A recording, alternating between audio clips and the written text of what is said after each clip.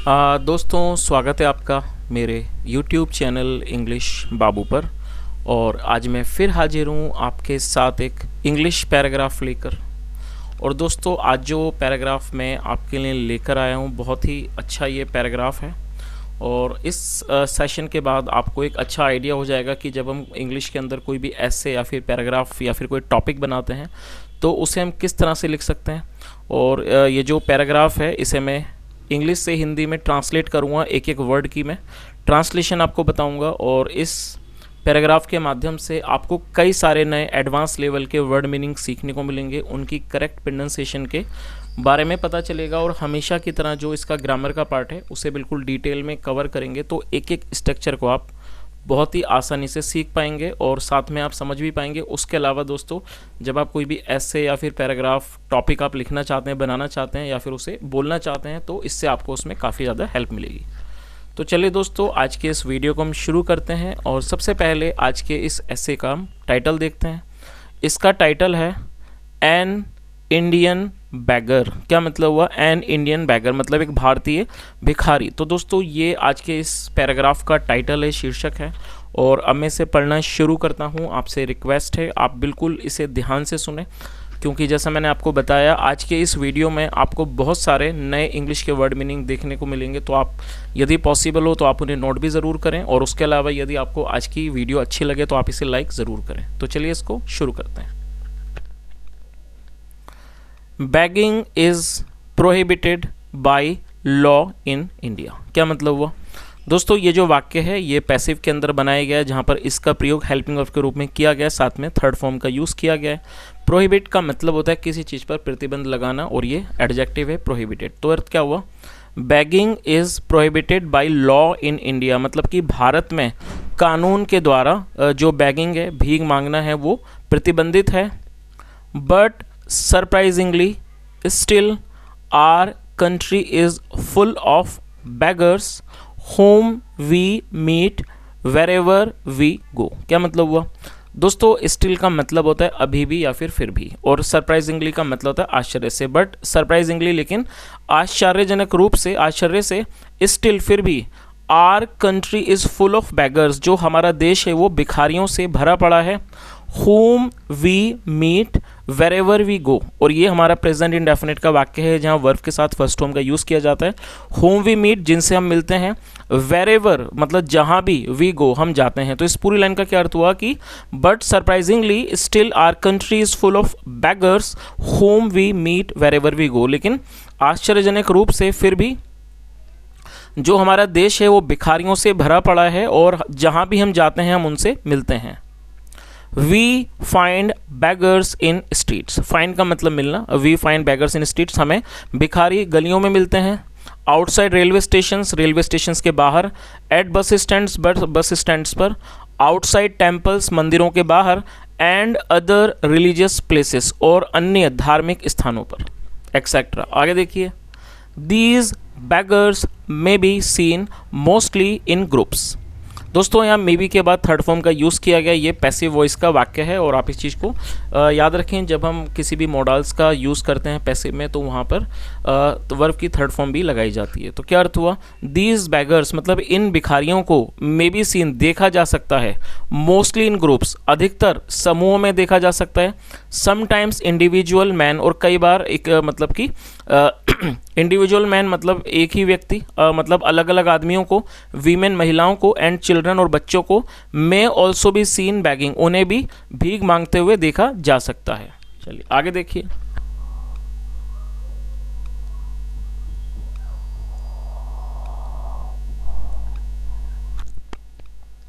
Some beggars are blind or they suffer from some other disability। क्या मतलब हुआ? Some beggars are blind, blind मतलब अंधा, और ये हमारा सिंपल प्रेजेंट का वाक्य है जहाँ पर इज एम आर का प्रयोग हेल्पिंग वर्ब के रूप में होता है, साथ में एडजेक्टिव नाउन लेकर वाक्य बनाया जाता है। और इस तरह के जो वाक्य हैं उनको नो एक्शन सेंटेंस भी कहा जाता है, क्योंकि इस तरह के वाक्यों में कभी भी वर्ब का प्रयोग नहीं किया जाता। तो क्या अर्थ हुआ? सम बेगर्स आर ब्लाइंड मतलब कि कई जो भिखारी हैं वो अंधे होते हैं, या they suffer from some other disability, या फिर वो किसी और विकलांगता से, डिसेबिलिटी को आप नोट कर लीजिए, विकलांगता इसका मतलब है, या वो किसी अन्य विकलांगता से पीड़ित होते हैं।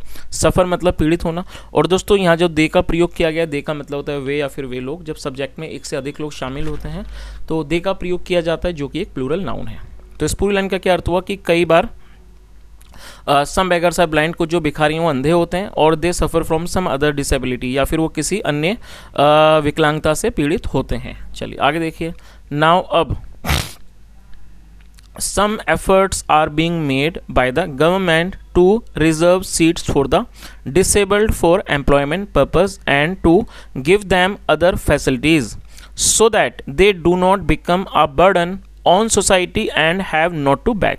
दोस्तों ये काफ़ी लंबा सेंटेंस है, थोड़ा थोड़ा करके ट्रांसलेट करेंगे ताकि आप इसे समझ सकें। और ये जो हमारा आप वाक्य है, आप इसे देख रहे हैं, ये प्रेजेंट कॉन्टिन्यूस का पैसिव वॉइस का वाक्य है। और आप इस चीज़ को और स्ट्रक्चर को नोट कर लीजिए। जब हम प्रेजेंट कॉन्टिन्यूस में हम कोई भी पैसिव वॉइस का वाक्य बनाएंगे तो वहाँ इज एम आर का प्रयोग किया जाएगा हेल्पिंग वर्ब के रूप में, और साथ में बीइंग का यूज़ किया जाएगा जैसा यहाँ किया गया, साथ में थर्ड फॉर्म लगाई जाएगी। तो क्या अर्थ हुआ? और एफर्ट को आप नोट कर लीजिए, एफर्ट का मतलब प्रयास, और ये प्लूरल नाउन है एफर्ट। तो इस पूरी लाइन का क्या अर्थ निकला?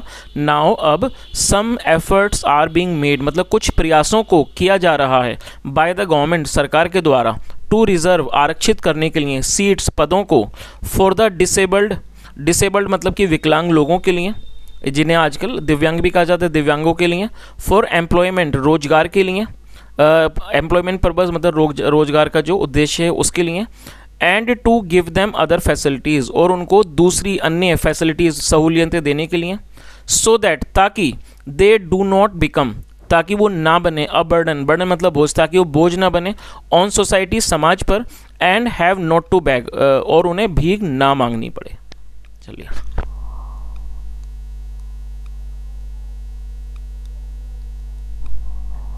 और दोस्तों आप यहाँ शायद थोड़ा महसूस कर रहे होंगे कि मुझे थोड़ा जल्दी जल्दी बोलना पड़ रहा है, और इसका रीज़न यही है, आप में से कई लोग कई बार कमेंट करते हैं, और आप लोग कई बार ऐसे कमेंट्स होते हैं, बोलते हैं सर आप इतना ज़्यादा टाइम लेते हो। तो मैं ये नहीं चाहता कि आपको ऐसा लगे कि मैं जानबूझ करके इसमें वीडियो में टाइम लेता हूँ, क्योंकि देखिए दोस्तों अगर मैं कुछ एक्सप्लेन करूँगा तो उसको बताने में समय लगेगा। मैं अपनी तरफ से क्या कर सकता हूँ, इसको थोड़ा जल्दी जल्दी कर सकता हूँ। चलिए आगे देखिए। It is, however, the Indian sentiment of compassion and mercy which keeps many beggars in the dubious profession। क्या अर्थ हुआ दोस्तों? यहाँ कुछ वर्ड्स हैं, मैं चाहूँगा आप उन्हें नोट कर लीजिए। सेंटिमेंट का मतलब होता है संवेदनाएं, भावना। तो क्या अर्थ हुआ? It is however the Indian sentiment, हालांकि ये क्या है, एक भारतीय भावना है, सेंटिमेंट है, संवेदना है, ऑफ कंपैशन मतलब कि दया की, एंड मर्सी, कंपैशन मतलब कंपैशन मर्सी दोनों का एक ही मतलब है, दया। तो इस पूरी लाइन का क्या अर्थ हुआ कि हालांकि ये एक भारतीय मतलब एक भावना मतलब सॉरी दया करुणा, मर्सी में दया, कंपैशन में करुणा, मतलब दया करुणा की जो भारतीय संवेदना जो भावना है, which keeps many beggars in the dubious profession, जो कि इन भिखारियों को रखती है, किस चीज़ में रखती है? In the dubious profession. दोस्तों डूबियस का मतलब आप नोट कर लीजिए, एडजेक्टिव है। डूबियस का मतलब संदिग्ध, जिस चीज़ के ऊपर संदेह हो उसे डूबियस कहा जाता है, और प्रोफेशन का मतलब होता है पेशा, कोई व्यवसाय। तो इस पूरी लाइन का क्या अर्थ निकला अब मैं आपको बता देता हूँ ताकि आप इसको अच्छे से समझ सकें कि ये सारी जो चीज़ें हमने देखी जो गवर्नमेंट के द्वारा प्रयास किए जा रहे हैं, सब कुछ ठीक है, लेकिन उसके बाद भी यहाँ पर क्या गया है कि एक जो भारतीय जो भावना है किस चीज़ की, करुणा और दया की, वही जो चीज़ है वो इन भिखारियों को, इन बेगर्स को इस प्रोफेशन में, इस संदिग्ध प्रोफेशन में बनाए रख रही है। कीप मतलब रख रही है। तो इस चीज़ का मतलब समझ ही गए होंगे दोस्तों।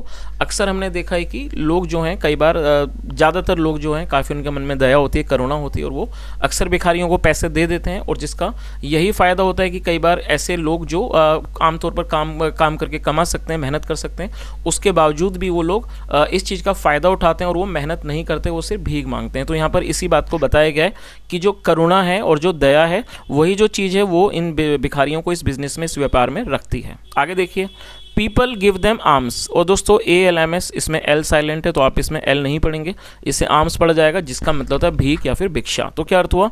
People give them arms liberally, liberally का मतलब उदार रूप से, जो लोग हैं वो उनको उदारता से भीख देते हैं, एंड मोस्ट सरप्राइजिंगली, और बहुत ज़्यादा आश्चर्य मतलब आश्चर्यजनक बात है, बहुत आश्चर्यजनक रूप से, इवन व्हेन दे ग्रज, यहाँ तक कि जब उनमें ग्रज होता है, ग्रज का मतलब कोई भी तरह का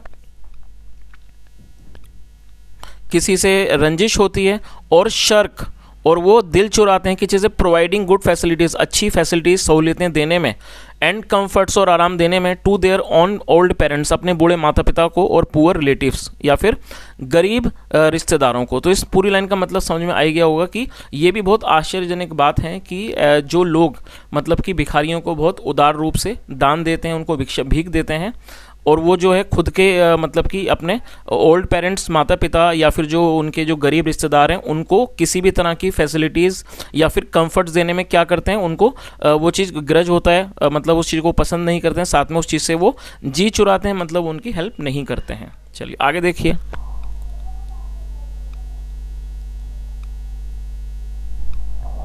There may be many cheats, swindlers, robbers, thieves, burglars and pickpockets in the grab of beggars। क्या अर्थ हुआ? There may be many cheats, cheats मतलब धोखेबाज, swindlers मतलब ठग, मतलब there may be many cheats, swindlers, robbers, thieves, burglars in pickpockets in the garb of beggars। क्या अर्थ हुआ कि बहुत सारे धोखेबाज, ठग, लुटेरे, चोर और जो सेंधमार हैं और एंड पिक पॉकेट्स और जेब कतरे हैं, वो हो सकते हैं in the garb of beggars, मतलब भिखारियों के वेश में हो सकते हैं। दे बैग ड्यूरिंग द डे, वो भीख मांगते हैं, बैग मतलब भीख मांग। और दोस्तों ये जो वाक्य है ये प्रेजेंट इंडेफिनिट का वाक्य है, जहाँ पर वर्ब की फर्स्ट फॉर्म का प्रयोग किया जाता है यदि आई वी यू दे सब्जेक्ट हो, और ही शीट में फिफ्थ फॉर्म का यूज़ किया जाता है। तो यहाँ दे सब्जेक्ट है तो फर्स्ट फॉर्म का यूज़ किया गया है। तो क्या अर्थ हुआ? दे बैग ड्यूरिंग द डे, मतलब वो दिन के दौरान भीख मांगते हैं।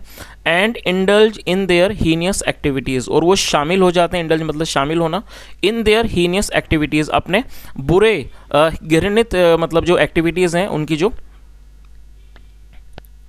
चीज़ें हैं, जो उनकी घृणित हरकतें हैं, उसके अंदर वो शामिल हो जाते हैं। एट नाइट, वो रात को उस चीज़ों में वो शामिल हो जाते हैं।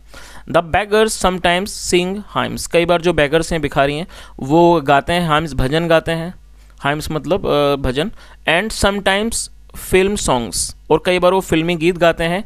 इन देयर होर्स वॉइस, दोस्तों आप इसे नोट कर लीजिए, होर्स एडजेक्टिव है जिसका मतलब होता है कर्कश, बेसुरी भी इसको कह सकते हैं। और वो कई बार क्या होता है, जो भिखारी हैं कई बार वो भजन गाते हैं और कई बार वो फिल्मी गाने गाते हैं। इन देयर होर्स वॉइस, अपनी बेसुरी या कह सकते हैं कर्कश आवाज़ में। इन बसेस, बसों में। एंड ट्रेन, और ट्रेनों में। In spite of the ban, in spite of the ban मतलब उस बैन के, उस प्रतिबंध के बावजूद। इन स्पाइट ऑफ मतलब बावजूद। चलिए आगे देखिए। तो इस पूरी लाइन का क्या अर्थ हुआ? कई बार ये जो भिखारी होते हैं वो भजन गाते हैं या फिर फिल्मी गीत गाते हैं अपनी बेसुरी आवाज़ में। इन सब चीज़ों, ट्रेन के अंदर, बस के अंदर। In spite of the ban मतलब कि प्रतिबंध के बावजूद। समटाइम्स, कई बार। जर्नी बिकम्स अ नाइटमेयर, कई बार जो जर्नी है, हमारी जो यात्रा है, बिकम्स अ नाइटमेयर, वो एक बुरा सपना बन जाती है। व्हेन, जब। वन इज़ फ्रीक्वेंटली पेस्टर्ड, जब किसी को लगातार, फ्रीक्वेंटली मतलब लगातार, पेस्टर मतलब तंग करना, तंग किया जाता है। बाय दीज बैकर्स, इन भिखारियों के द्वारा। आगे देखिए।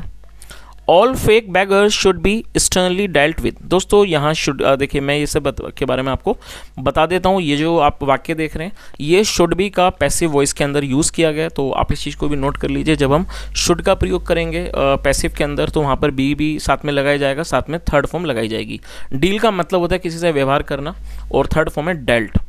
और स्टर्नली एडवर्ब है जिसका मतलब सख्ती से। तो मैंने आपको इन तीनों की मीनिंग बता दी है, आप इसे नोट कर लीजिए। STERNY, स्टर्नली का मतलब है सख्ती से, जो कि एक एडवर्ब है। एडवर्ब का मतलब होता है ऐसा कोई भी शब्द जो किसी वर्ब की विशेषता का वर्णन करता है। उसके अलावा दोस्तों मैं आपको ये चीज़ भी बता देता हूँ, शुड का प्रयोग वाक्यों में सलाह को दर्शाने के लिए किया जाता है। अब देखिए ये जो वाक्य है इसका क्या मतलब निकलेगा?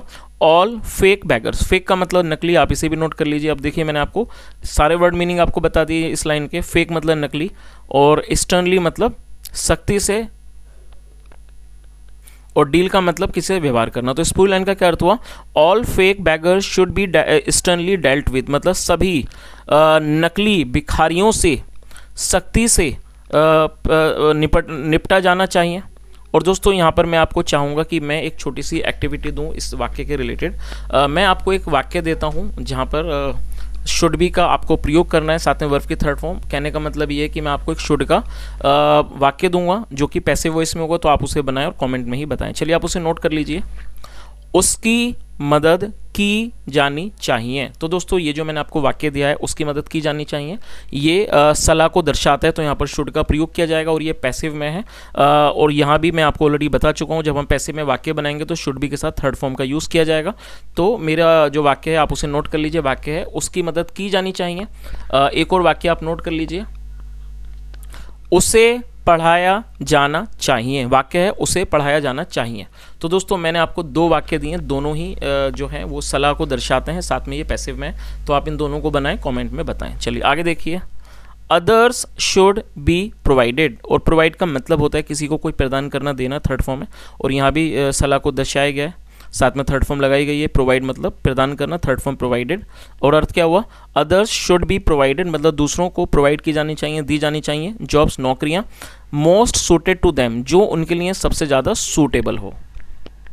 चलिए, तो दोस्तों ये आज का एक छोटा सा आर्टिकल था। मैंने अपनी तरफ से पूरी कोशिश की है आपको एक एक वर्ड की मीनिंग बताने की। यदि आपको मेरा प्रयास सच में अच्छा लगा हो तो मेरी आपसे रिक्वेस्ट है, वीडियो को लाइक किए बिना ना जाएं। दोस्तों बहुत ही मैं मेहनत से वीडियो बनाता हूं, तो यदि आप मेरी मेहनत को अप्रिशिएट करना चाहते हैं और आपको लगता है कि मैंने मेहनत की, अच्छा वीडियो बनाया, तो आप इसे लाइक ज़रूर कर दें। चैनल को सब्सक्राइब कर लें यदि आपने चैनल को सब्सक्राइब नहीं किया है। उसके अलावा दोस्तों यदि आपको ये वीडियो अच्छी लगे और आप उन लोगों के साथ भी इस वीडियो को शेयर कर सकते हैं जो लोग इंग्लिश सीखना चाहते हैं, और इससे भी हमारे चैनल को काफ़ी ज़्यादा हेल्प मिलेगी।